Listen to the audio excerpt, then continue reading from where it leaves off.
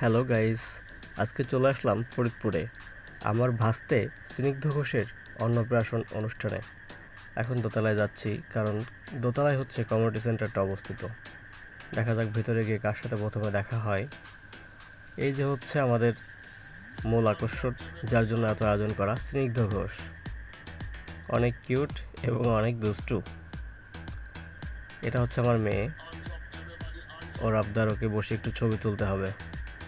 আর এখন দেখছেন যার যার মতো শেষে ছবি তুলতে ব্যস্ত, কেউ গল্প করতে ব্যস্ত, কেউ খাওয়া নিয়ে ব্যস্ত, কেউ খেয়ে আবার অনুষ্ঠানে এসে যোগ দিচ্ছে। আর ক্যাটারাররা ব্যস্ত সবাইকে খাবার দিতে।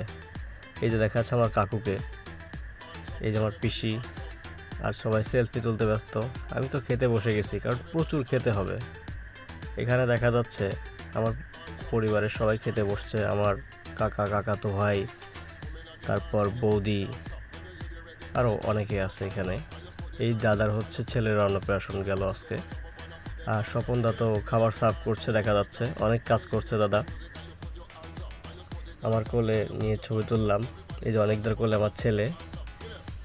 এই যে দেখা যাচ্ছে সবাইকে, ছেলেটা দুষ্টুমি করছে। ছেলেকে দাঁড় করে একটা ছবি নিলাম। রতন জামাইবাবুর কোলে দেখা যাচ্ছে আমার ছেলেকে।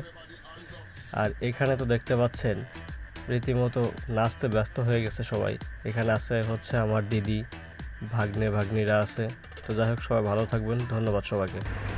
আর আমার চ্যানেলটিতে সাবস্ক্রাইব করে লাইক, কমেন্ট এবং শেয়ার করে দিবেন। ধন্যবাদ, ভালো থাকবেন সবাই।